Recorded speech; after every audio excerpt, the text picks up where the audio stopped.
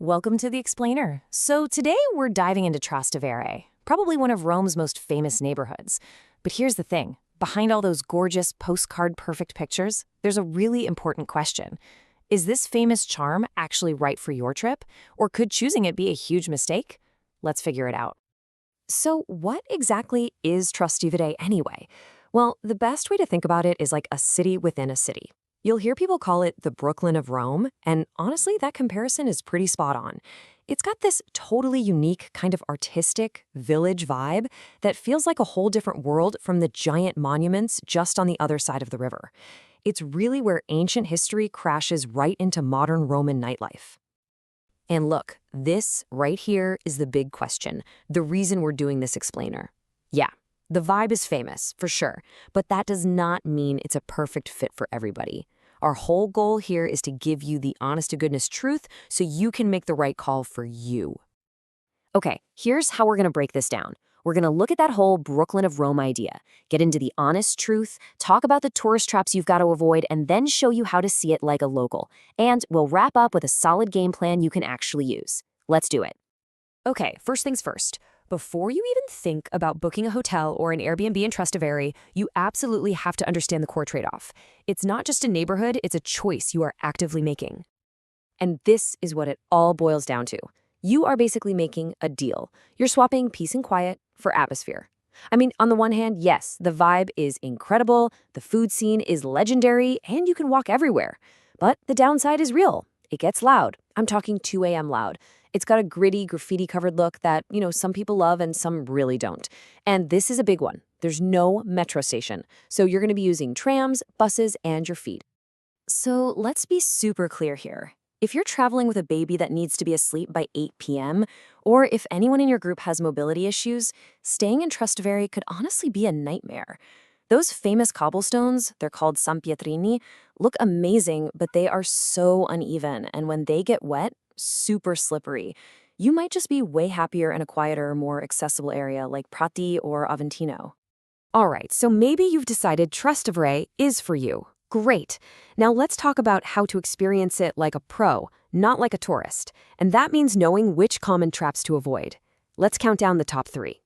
Okay, mistake number 1, and this one is huge, eating right on the main square, the Piazza di Santa Maria. I get it, it's so tempting. It's beautiful, the waiters are waving you in, but you are paying a massive premium. We're talking 30 to 40% more, just for the view. The food quality, not so much. And this is the perfect way to see the difference. Let's call it the carbonara test. Right on the piazza, you're going to pay like 16 to 18 euros for a pretty mediocre plate of pasta, and they often use regular bacon instead of the real deal, which is guanciale. But here's the trick. Just walk 3 little streets away from the main square, and you'll find an amazing, authentic version for around 12 euros. Better food, less money. It's a no-brainer. Mistake number 2 is only visiting during the day. Seriously, if you pop in at 11 a.m. and you're gone by sunset, you're missing the whole point. The neighborhood completely transforms when the sun goes down. It's like a different place.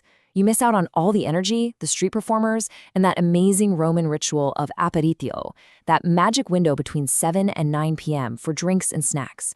That's when the real Trastevere comes alive. And finally, mistake number 3. This is a super practical tip that could literally save your vacation. Please wear the right shoes. I'm telling you, high heels or flimsy flip-flops on these cobblestones, it's a recipe for a twisted ankle. Just wear comfortable, sturdy shoes. Your feet will thank you. Okay, so we've covered what not to do. Now for the fun part. Let's talk about what you should be looking for to get that real, authentic Trastevere experience. This right here, this tip is the absolute key to unlocking the real Trastevere. You see, there's a big road that cuts through the neighborhood, the Viale di Trastevere. Almost all the tourists stay on the side near the river. Here's what you do. Cross the tram tracks. Just go to the other side.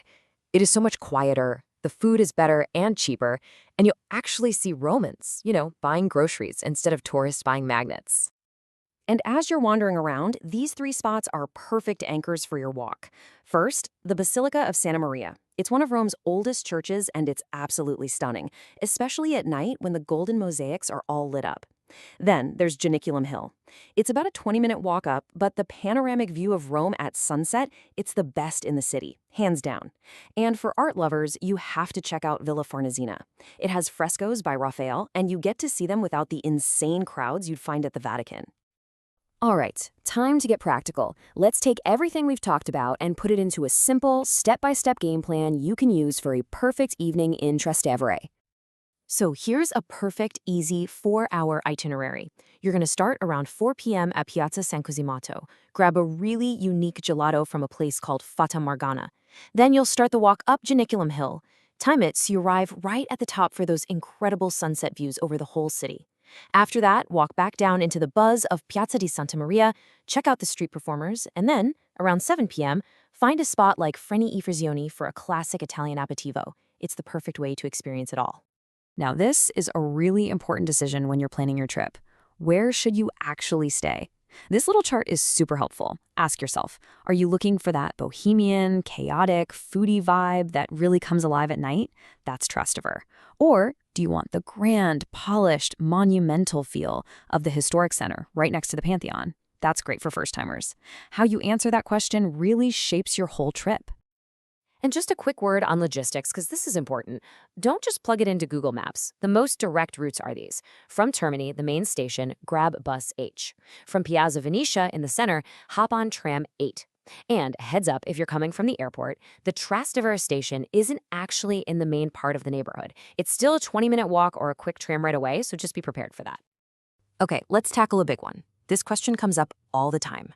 With all those people, all that nightlife, is Trastevere actually safe at night? And the simple answer is yes, it is. Actually, all the people are what makes it feel safe. But, and this is a big but, crowds also mean opportunities for pickpockets. So you just have to be smart. Be aware of your stuff, especially in crowded bars or when you stop to watch a street performer. Keep your bag zipped and in front of you, and you'll be just fine. All right, another really important planning tip. Let's talk dinner reservations. You know all about these amazing restaurants, but the question is, can you just walk up and get a table? For the really popular places, the answer is a hard no. You'll need a reservation. If you just show up, expect to wait in line for, I'm not kidding, 45 minutes to an hour and a half. So the takeaway is super simple. If you have your heart set on a specific place, book it a few days ahead of time. And so that brings us right back to the beginning, to the final question that only you can answer. Now that you've got the whole picture, the good, the bad, the tourist traps, and the local secrets, what's it going to be? Are you going for Trastevere's chaotic charm, or are you leaning towards the monumental center of Rome? It's your trip. The choice is all yours.